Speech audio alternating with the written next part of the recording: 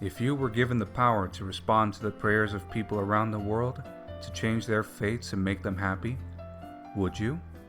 Good day, audience. I am Liquid12A, reviewing a forthcoming visual novel on the Nintendo Switch, Will, A Beautiful World, with thanks to Circle Entertainment for the review code. And now, there's a question to be answered. What's the catch with this premise of playing God? The story takes place from the viewpoint of Myth and Will, a pair of gods possessing the power to assist those who earnestly pray to a higher power, with the reader specifically interacting from Myth's perspective. By altering events that have occurred before a person's plea, they can drastically change its outcome. But even the tiniest of changes to someone's life can trigger the ever-infamous butterfly effect, drastically altering someone else's life in the process. But there's more than meets the eye to this otherwise selfless quest of life improvement that the gods are unaware of. There are two things worth stressing about the story. Firstly, like pretty much any visual novel in existence, it really wants you to go in unspoiled given the kind of twists the plot employs. Secondly, those disclaimers at the beginning are there for a reason. They inform you with a sense of black comedy that the game includes occasional. There are two things worth stressing about the story. Firstly, like pretty much any visual novel in existence, it really wants you to go in unspoiled given the kind of twists the plot employs. Secondly, those disclaimers at the beginning are there for a reason. They inform you with a sense of black comedy that the game includes occasional shit plots, to scream loudly in surprise to disturb your neighbors, and to have tissues ready, which is funny until you start playing.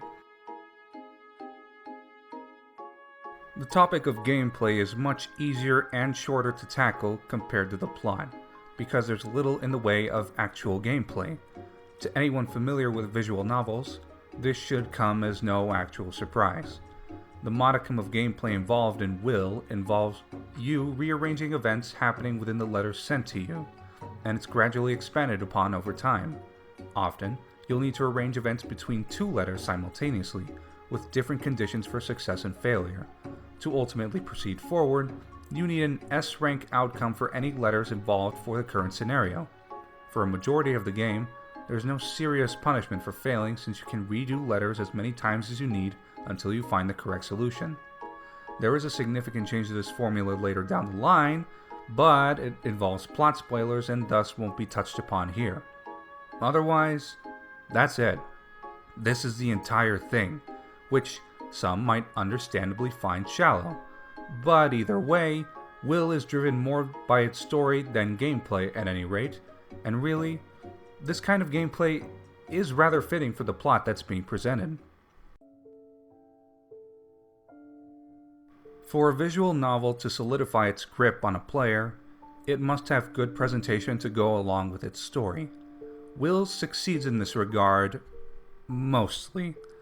Artwork for the main characters is quite good actually, going through a rainbow of expressions for whatever the scene demands. The occasional presence of well-drawn stills adds extra layers to the letters when they're used, and the background music is thematically appropriate for each letter, going from somewhat cheerful to outright depressing. There's that reminder of the content warning at the beginning for you. There is a definite low point to the presentation, however, and unfortunately it's in the bulk of the letters themselves. Whatever character the current letter revolves around will be represented by their figure covered in shadow, which, on one hand, feels sort of appropriate to the themes of the story. These characters aren't writing physical letters, they're more so thinking of them in their head and the gods can read them. Because god magic, I suppose. But anyway, it feels appropriate as a manifestation of their inner monologue, but on the other hand, from a design standpoint, it feels remarkably lazy, and it doesn't show off more of the artwork, which these characters clearly have. This isn't enough to diminish the overall value of the presentation, but it is glaring and you're going to see it quite often. This is a rather unique case when it comes to giving out a verdict. Most of our audience, presumably, is in the market for more standard games, and if you're in that category, which is likely, then Will isn't really for you.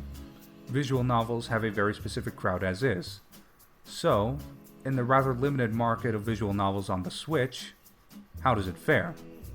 When judging it more as a novel than a game, Will: A Wonderful World isn't perfect, but there is something of a unique experience attached to it. What little gameplay there is here is executed in a way that is very easy to get into and complements your role in the story very well. The sub-stories in the game can be engaging and in some cases heartbreaking given the subject matter, which I must remind you, is not for the faint of heart. It's not all sunshine and rainbows, but the experience of trying to help someone advance with their life can be very compelling.